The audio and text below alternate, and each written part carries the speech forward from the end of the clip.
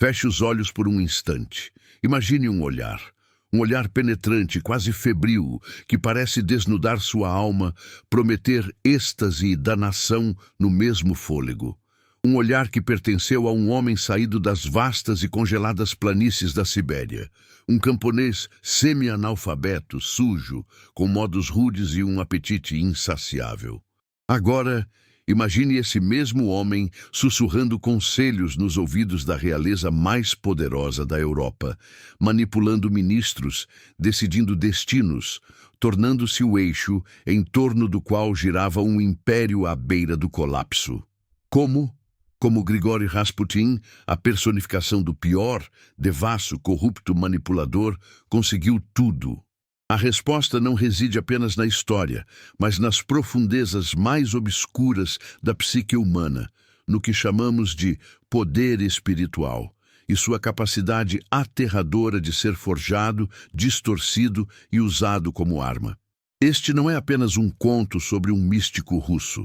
É uma dissecação do lado sombrio do carisma, da fé cega e da vontade de poder, que, como o filósofo Friedrich Nietzsche nos alertou, pulsa sob a fina camada de nossa moralidade.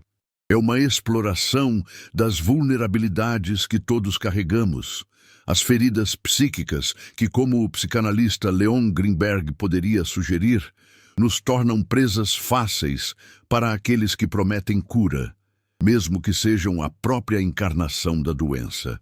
Rasputin não foi apenas um homem. Foi um fenômeno, um espelho sombrio refletindo a fome desesperada por significado, por milagres, em um mundo que cambaleava para a modernidade e suas próprias catástrofes. Ele era o santo pecador, o monstro sagrado, e entender sua ascensão é entender uma verdade desconfortável sobre nós mesmos. Às vezes, os piores conseguem tudo porque eles ousam explorar as sombras que preferimos ignorar. A Rússia do início do século XX era um caldeirão fervente. Misticismo e fervor religioso colidiam com agitação revolucionária e um desejo ansioso por modernização. A corte imperial dos Romanov, liderada pelo czar Nicolau II e sua esposa, a tsarina Alexandra Feodorovna, vivia numa bolha dourada, cada vez mais isolada da realidade de seu vasto e sofrido país. Alexandra, em particular, era uma figura trágica, uma convertida fervorosa à fé ortodoxa russa, desesperadamente devota, mas também profundamente ansiosa, supersticiosa e atormentada por uma dor secreta que definia sua existência. A hemofilia de seu único filho e herdeiro, Alexei. Cada arranhão, cada pequena queda, era uma sentença de morte em potencial para o futuro da dinastia.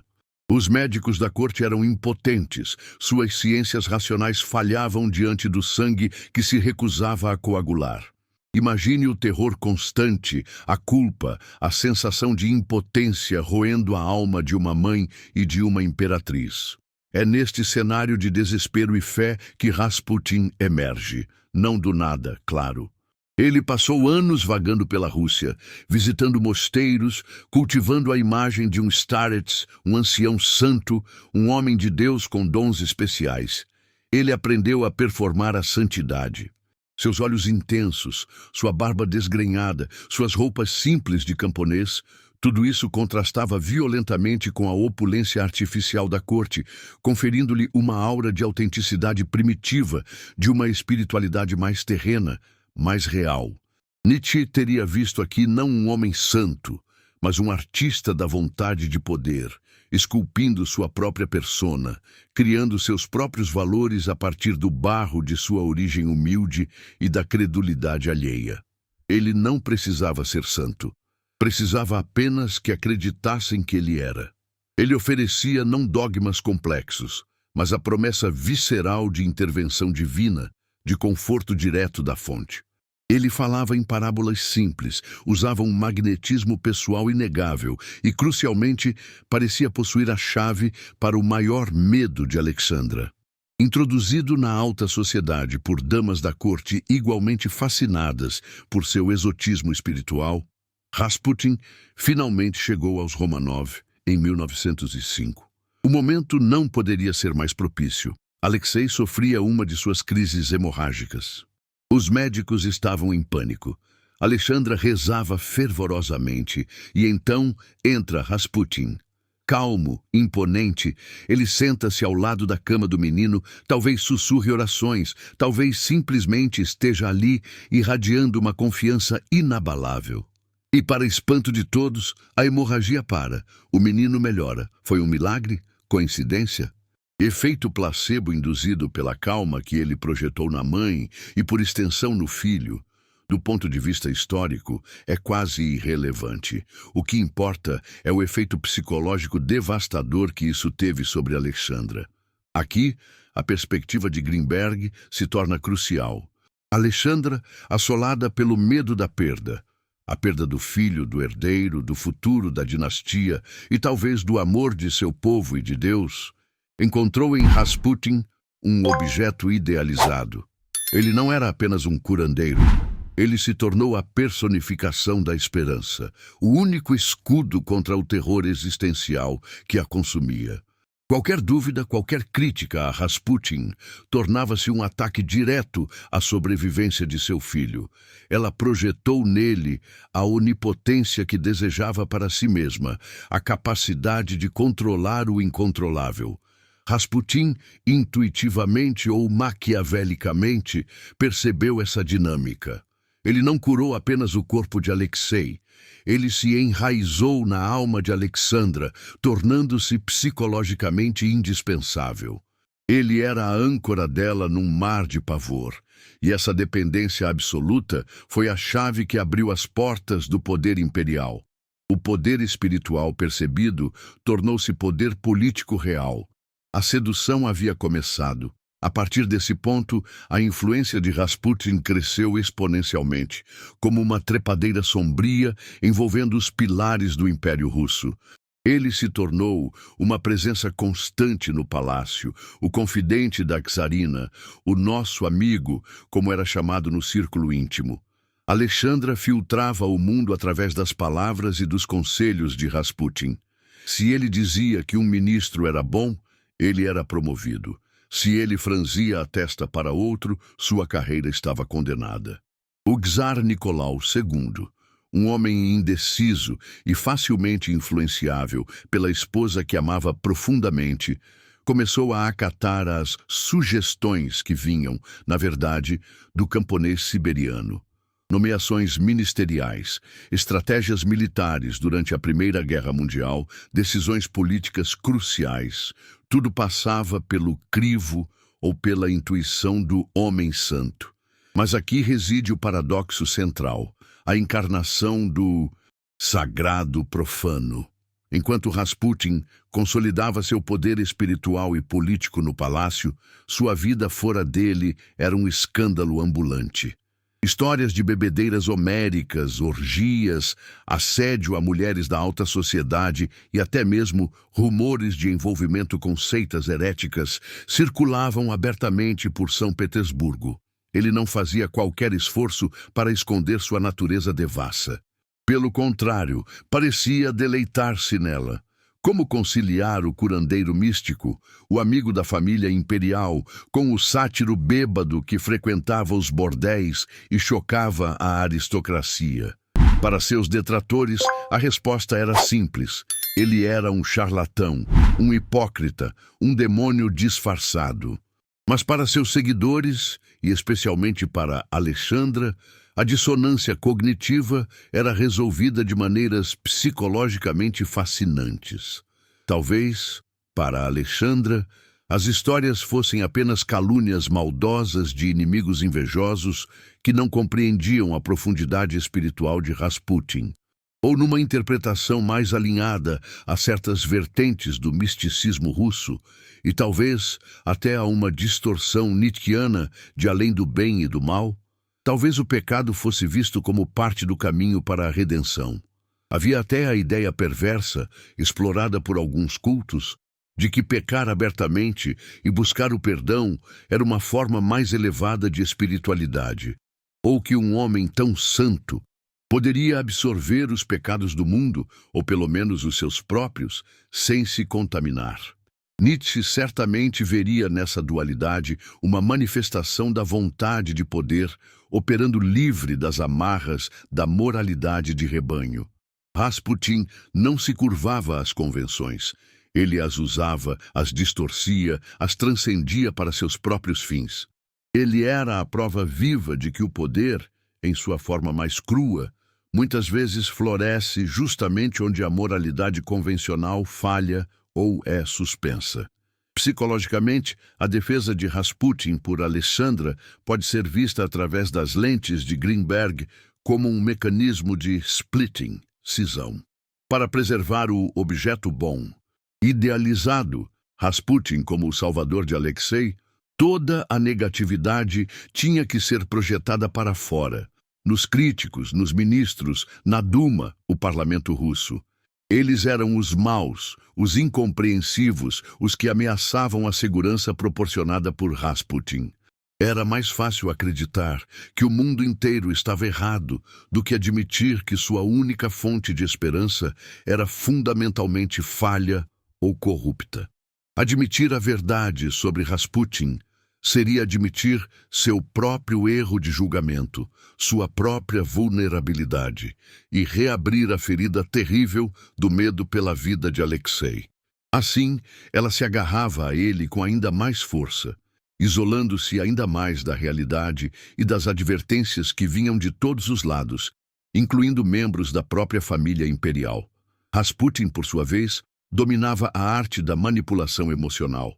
Ele alternava entre demonstrações de piedade e humildade e explosões de autoridade quase divina.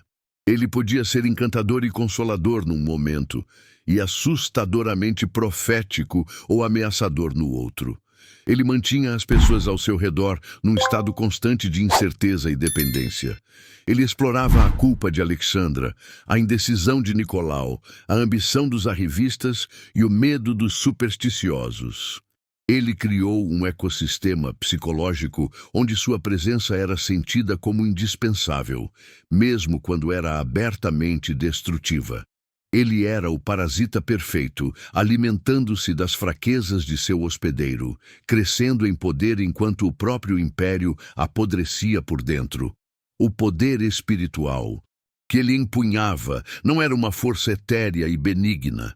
Era uma ferramenta afiada, forjada na compreensão intuitiva das necessidades e medos mais profundos do ser humano e usada com uma crueldade disfarçada de compaixão. Ele não oferecia transcendência, oferecia um espelho para as partes mais sombrias e desesperadas da natureza humana. E as pessoas, tragicamente, se reconheciam nele.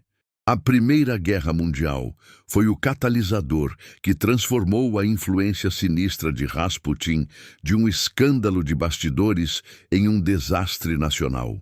Com o czar Nicolau II partindo para comandar pessoalmente as tropas no fronte, uma decisão desastrosa, em parte influenciada por Rasputin e Alexandra, que viam nisso um ato de heroísmo necessário. A czarina Alexandra ficou efetivamente no controle da administração interna. E quem sussurrava em seu ouvido? Rasputin. A já caótica máquina governamental russa entrou em colapso sob uma sucessão de ministros incompetentes, muitos deles nomeados ou mantidos por capricho do nosso amigo. A competência, a lealdade ao país, a experiência, nada disso importava tanto quanto a aprovação de Rasputin. Imagine a cena, enquanto milhões de soldados russos morriam nas trincheiras, famintos, mal equipados, traídos por uma liderança inepta. As decisões em São Petersburgo, renomeada Petrogrado, eram influenciadas por um camponês místico cujos interesses pareciam limitados ao seu próprio poder, prazer e à proteção de seus protegidos. A vontade de poder nietzschiana, aqui, manifestava-se não na criação de novos valores para a nação, mas na pura e simples manutenção de sua própria posição central, mesmo que isso significasse acelerar a ruína do império que lhe dava palco. Era o poder pelo poder, divorciado de qualquer responsabilidade ou visão de longo prazo. Ele não estava construindo nada. Estava apenas se banqueteando nas ruínas. A corrupção moral que Rasputin personificava parecia metastatizar-se por toda a estrutura de poder. Favores eram trocados, subornos eram pagos, posições eram vendidas, tudo sob a sombra de sua influência. Ele se tornou o símbolo máximo da decadência e da desconexão da elite governante. Para o povo russo, que sofria as agruras da guerra e da pobreza, Rasputin e a alemã, como a czarina Alexandra, de origem germânica, era pejorativamente chamada, tornaram-se os bodes expiatórios perfeitos para todo o sofrimento nacional. Ele não era apenas um charlatão. Ele era a prova viva de que o regime czarista estava podre até a medula, governado não pela razão ou pela tradição, mas pela superstição, pela loucura e pela influência de um demônio siberiano. É fascinante notar como Rasputin manteve seu domínio psicológico mesmo diante do ódio crescente e das evidências avassaladoras de sua má influência. Ele parecia operar numa bolha de auto-engano e onipotência. Talvez ele realmente acreditasse em sua própria missão divina, ou talvez, como um mestre manipulador, ele simplesmente interpretasse qualquer oposição como prova da inveja e da incompreensão dos outros. A perspectiva nietzschiana sugere que ele poderia ter se visto como uma figura além da moralidade comum, um super-homem.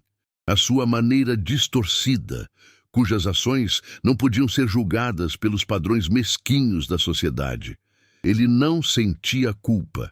Apenas a afirmação de sua própria força vital, de sua capacidade de dobrar o mundo à sua vontade. Para Alexandra, cada crítica a Rasputin apenas reforçava sua crença de que ele era um mártir incompreendido, perseguido por forças das trevas que queriam destruir a ela, seu filho e a Santa Rússia. A dinâmica de dependência identificada por Greenberg tornava-se um ciclo vicioso. Quanto mais o mundo exterior atacava Rasputin, mais ela se agarrava a ele como sua única proteção, seu único elo com a esperança. Ela vivia num estado de negação profunda, incapaz de processar a realidade devastadora de que seu salvador era, na verdade, o agente de sua destruição. A necessidade de manter o objeto idealizado, intacto, era mais forte do que qualquer evidência em contrário. Era uma forma de sobrevivência psíquica, mesmo que levasse ao suicídio político e, eventualmente, físico. O paradoxo atingia seu ápice. O homem que encarnava a corrupção moral e a incompetência política detinha um poder quase absoluto, derivado de uma fonte supostamente espiritual. Ele era a prova viva de como o desejo humano por salvação, por respostas fáceis, por figuras paternas ou maternas onipotentes, pode ser perigosamente explorado. Rasputin não precisou de exércitos ou de títulos formais. Ele usou as armas da psicologia, da fé distorcida e do carisma sombrio. Ele compreendeu, talvez instintivamente, que o poder mais duradouro muitas vezes não é o que se impõe pela força bruta, mas o que se insinua nas vulnerabilidades da alma humana. Ele foi um mestre da sedução espiritual, uma sedução que prometia luz, mas entregava apenas trevas e ruína. O pior, não apenas conseguiu tudo. Ele fez isso convencendo suas vítimas de que ele era o melhor, o único, o indispensável. E essa é talvez a lição mais sombria e perturbadora de sua história. O inevitável, no entanto, estava chegando. O ódio contra Rasputin uniu facções que normalmente jamais se aliariam. Aristocratas conservadores ultrajados pela mancha na honra da monarquia. Políticos liberais que viam nele o maior obstáculo à reforma. E até mesmo membros da família imperial desesperados para salvar a dinastia de si mesma. A conspiração para eliminar o monge louco começou a tomar forma, liderada por figuras como o príncipe Felix Yusupov, casado com uma sobrinha do czar, o grão-duque Dmitry Pavlovich, primo do czar, e o político de direita Vladimir Purishkevich. O plano era atrair Rasputin para o palácio Yusupov sob um pretexto e matá-lo. A noite de 29 de dezembro de 1916, no calendário antigo, tornou-se lendária, não apenas pelo assassinato em si, mas pela dificuldade quase sobrenatural encontrada para matar Rasputin, um detalhe que, ironicamente, só serviu para alimentar ainda mais seu mito póstumo. Segundo o relato dramático e provavelmente embelezado de Yusupov, eles primeiro tentaram envenená-lo com cianeto misturado em bolos e vinho. Rasputin comeu e bebeu, mas o veneno parecia não fazer efeito. Frustrado e em pânico, Yusupov atirou nele a queima-roupa. Rasputin caiu, aparentemente morto. Mas quando Yusupov se aproximou para verificar, Rasputin teria se levantado subitamente, agarrado Yusupov e tentado estrangulá-lo antes de cambalear para fora, para o pátio congelado. Lá, ele foi alvejado novamente, várias vezes, por Purishkevich. Mesmo assim, teria continuado a se mover. Finalmente, os conspiradores o espancaram brutalmente e jogaram seu corpo amarrado no gelado rio Neva. A autópsia posterior revelaria água nos pulmões, sugerindo que ele ainda estava vivo quando foi jogado na água. Ou talvez fosse apenas um artefato do processo. A morte de Rasputin, tão violenta e bizarra quanto sua vida, não teve o efeito que os conspiradores esperavam. Em vez de salvar a monarquia, seu assassinato talvez tenha removido o último para-raio simbólico do descontentamento popular. O czar e a czarina ficaram devastados e ainda mais isolados.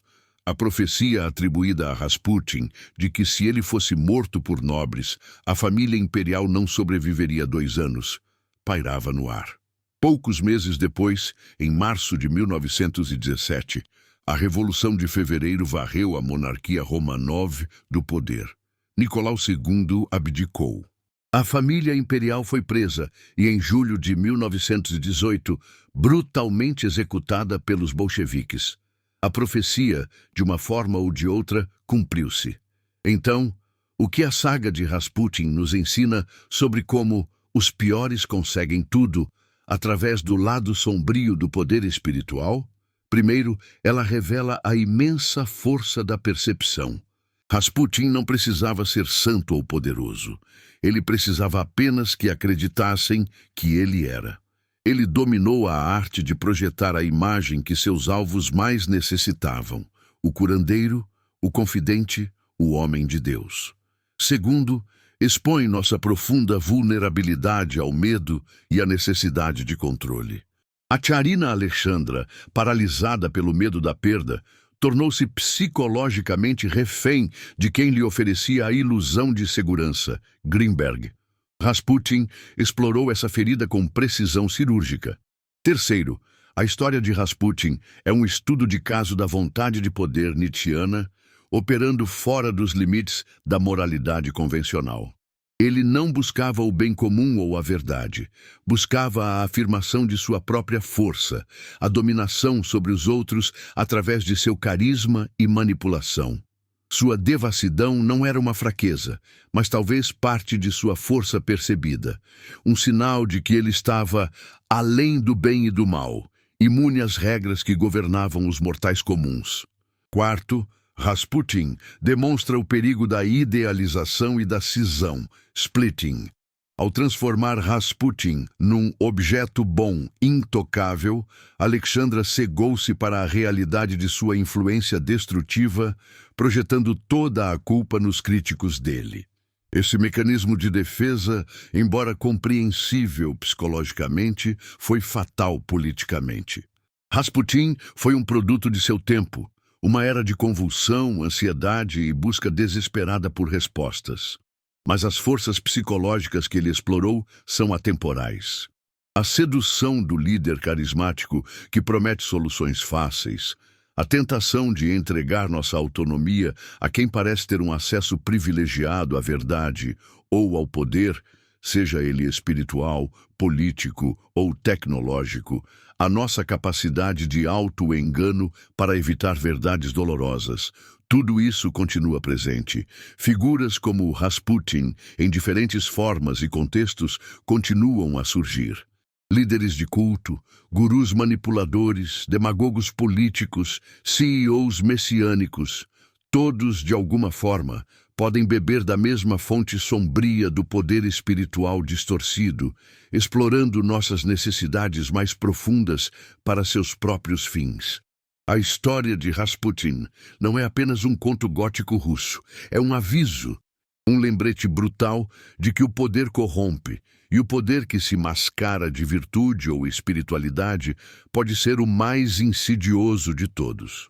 Ele nos força a questionar: em quem depositamos nossa fé? O que estamos dispostos a ignorar em troca de conforto ou esperança? E até que ponto a nossa própria necessidade de acreditar em algo ou alguém pode nos tornar cegos para a escuridão que se esconde por trás do olhar penetrante de um pretenso salvador? O pior conseguiu tudo porque encontrou a chave para as fechaduras mais secretas da alma humana. E essas fechaduras, talvez, ainda estejam dentro de cada um de nós, esperando a mão errada para girá-las. A história de Rasputin nos confronta com verdades desconfortáveis sobre poder, fé e a natureza humana. Ela nos obriga a olhar para as sombras. Se este mergulho na complexidade sombria do poder te fez pensar, se te incitou a questionar as aparências e a buscar um entendimento mais profundo das forças que moldam nosso mundo, então não pare por aqui. Clique no botão de inscrição, subscribe, para continuar explorando conosco as narrativas mais complexas e as verdades ocultas da história e da psicologia. Deixe seu like se você acredita que entender o passado é crucial para navegar o presente. E o mais importante, compartilhe este vídeo. Ajude a espalhar essa reflexão. Comente abaixo que outras figuras históricas ou modernas você acha que personificam esse lado sombrio do poder espiritual. Queremos ouvir suas ideias para futuras investigações. Não se contente com respostas fáceis. Ouse questionar. Ouse explorar as sombras. Junte-se a nós nesta jornada.